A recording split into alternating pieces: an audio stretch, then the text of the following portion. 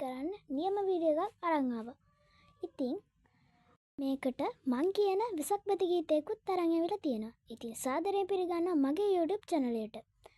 වෙසක් දිනේ එළඹුණු අද දිනේ පටන් විද්‍යුත් මාධ්‍යයේ මෙන්ම පන්සල් දන්සල් හා තොරන් ඇසුරෙන් අපට ශ්‍රවණය කරන්නට ලැබෙන්නේ බොදු ගීත බව අප කවුරුත් දන්නා කරුණක්.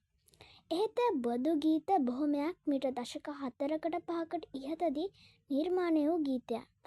බොදු ගීය සහ වෙසක් පොහොය දින ඇති සම්බන්ධය මෙන්ම වර්තමාන බොදු ගීත එහෙම නැත්නම් බොදු ගේය පද රචනයන්ට සහ ගායනයන්ට ඇත්වී ඇති ඉරණම පිළිබඳ සාකච්ඡා කිරීමට වෙසක් පුන් පොහෝ දිනේ අපිට පුළුවන්.